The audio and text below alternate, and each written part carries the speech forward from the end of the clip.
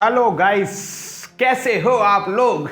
तो basically board almost नज़दीक हैं और आपने या तो केमिस्ट्री पढ़नी बिल्कुल चालू कर दी होगी या तो ख़त्म करके बैठे होगे।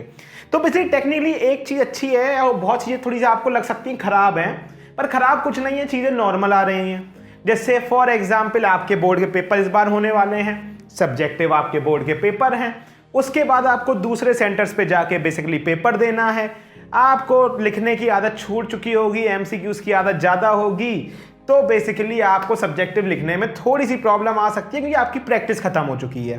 तो जो हमने लास्ट वीडियो किया था जिसमें हमने स्ट्रेटजी देखी थी कैसे हमें क्या चीज़ें करनी चाहिए जिससे हमारा ये वाला बोर्ड का पेपर अच्छा जा सके, हमारे नंबर इंप्रूव हो सकते हैं, वहाँ आप देख सकते हो। पर आज स्पेसिफिकली बात करते हैं केवल और केवल केमिस्ट्री की। अब सीन है केमिस्ट्री में अच्छी बात आप लोग के लिए ये है, जहां पहले पूरा सिलेबस आया करता था अब वहां केवल एक छोटा सा पार्ट आ रहा है केमिस्ट्री का। दो तीन चैप्टर आ रहे हैं, सबसे फिजिकल, इनऑर्गेनिक और ऑर्गेनिक से। तो इतना बड़ा सिलेबस नहीं है कि हमको टेंशन हो, पर सिलेबस कितना भी हो अगर सही वे से अप्रोच नहीं किया तो दिक्कत तो आएगी, ये भी पक्की बात है। तो सबसे पहले ये देखते हैं कि हमारा क्या सिलेबस इस बार आने वाला है और कितने मार्क्स का, फिर डिस्कस करते हैं उसको करना कैसे है।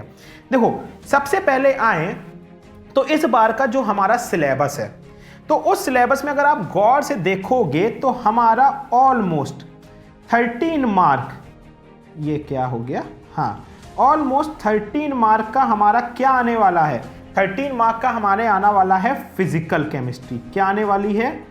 Physical chemistry. ठीक है, अपने आप को हम थोड़ा छोटा कर लेते हैं, डाउन टू अर्थ आते हैं। उसके बाद अगर देखें तो हमारा ऑर्गेनिक आने वाली है कितने, 13 मार्क्स की, और उससे 2 चैप्टर आने वाले हैं। और उसके बाद अगर हम देखें तो हमारी जो इनऑर्गेनिक है वो आने वाली है 9 मार्क्स की, ठीक है, और उससे भी 2 चैप्टर्स आने वाले हैं।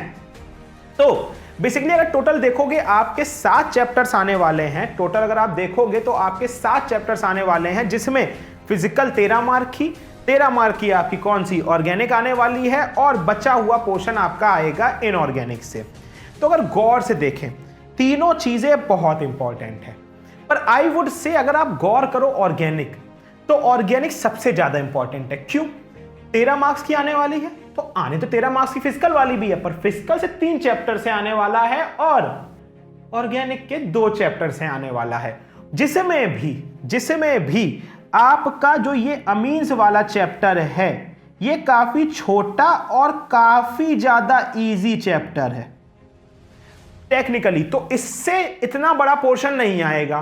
तो अगर कोई मुझसे पूछे सर 13 मार्क्स को भी अगर आपको डिवाइड करना है, सर अगर आप पेपर बना रहे हो तो आप कैसे बनाओगे, तो मैं बोलूंगा भाई अगर ऐसा है तो मैं इमीन से दूंगा 5 नंबर का और 8 नंबर का मैं दूंगा कहां से, कीटोन, एल्डिहाइड और कार्बोक्सिलिक एसिड से। और आप पेपर के दिन नोट कर लेना, पेपर जिस दिन हो जाए उसके बाद आके आप देखना सर ने क्या सही बोला है, यही होगा। या तो 8 की जगह 7 हो जाएगा या 9 हो जाएगा, रहेगा यही। बाकी 3, 4, 5 पोर्शन, 5 से ज्यादा नहीं आएगा मीन्स, ये गारंटी है। 5 तक नंबर तक आएगा अमीन्स। तो ये 2 चैप्टर, अमीन्स इतना बहुत इजी चैप्टर है, तुरंत हो जाएगा। तो अमीन्स आप निपटा सकते हो 1 दिन में, कार्बोक्सिलिक एसिड, एल्डिहाइड, कीटोन्स आप निपटा सकते हो 2 से 3 दिन में। तो 4 दिन में आपका अगर मैं मान के चलूं तो आप अपनी ऑर्गेनिक खत्म करके बैठ सकते हो। सही है, कोई लोड। अब चलें अगर आगे, तो उसके बाद किसको प्रिपेयर करना है, उसके बाद जाना आप सीधा इनऑर्गेनिक में। क्यों बोल रहा हूं, इनऑर्गेनिक में डी एंड एफ ब्लॉक बहुत इजी, कोई न्यूमेरिकल नहीं, कोई झिकझिकबाजी नहीं, बहुत इजी चैप्टर, ठीक है। उसके बाद coordination compound, medium chapter, not बहुत इजी, नॉट बहुत टफ, इजी से बस हल्का सा ऊपर, तो मॉडरेट चैप्टर है, ठीक है। अब अगर आप पूछोगे सर इसमें क्या हमारा बाइफर्केशन हो सकता है, तो मैं बोलूंगा बड्डी यहां पे आप ये मान के चलो 4 नंबर के आस के पास ये आएगा और 5 नंबर के आसपास आपका कोऑर्डिनेशन कंपाउंड आएगा, या ऑलमोस्ट उल्टा भी हो सकता है, बहुत इक्वली डिवाइडेड रहेगा यहाँ पे ना, ऐसा बहुत डिफरेंशिएट नहीं होगा। बात समझ में आई? अब चलते हैं अपने फिजिकल वाले पार्ट में। अगर फिजिकल वाले पार्ट में देखोगे तो सरफेस केमिस्ट्री बहुत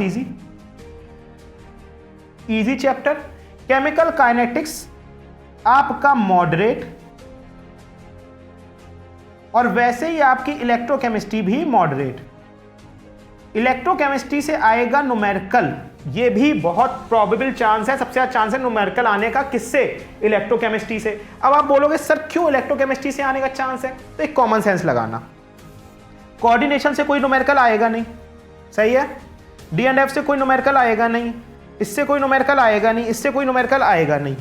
बचे फिजिकल के सारे चैप्टर्स। फिजिकल में जिसमें सरफेस केमिस्ट्री मोस्टली थ्योरी है, एक दो न्यूमेरिकल बनते हैं सरफेस केमिस्ट्री से, तो मोस्ट प्रॉब्ली सरफेस केमिस्ट्री से भी न्यूमेरिकल आने के चांसेस कम है। तो न्यूमेरिकल जो आएंगे हैवली वो आएंगे इन्हीं दोनों से। किससे?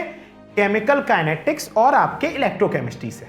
ठीक है, थ्योरी भी आ सकती है साथ में, पर न्यूमेरिकल आने के सबसे ज्यादा चांसेस ही के हैं। तो अगर आपको न्यूमेरिकल छोड़ के तो फिजिकल के किसी के नहीं जाने हैं, पर इलेक्ट्रोकेमिस्ट्री और केमिकल काइनेटिक्स के सारे न्यूमेरिकल एनसीईआरटी बैक साइज और इंटेक्स से कर लेना, छोड़ना बिल्कुल मत।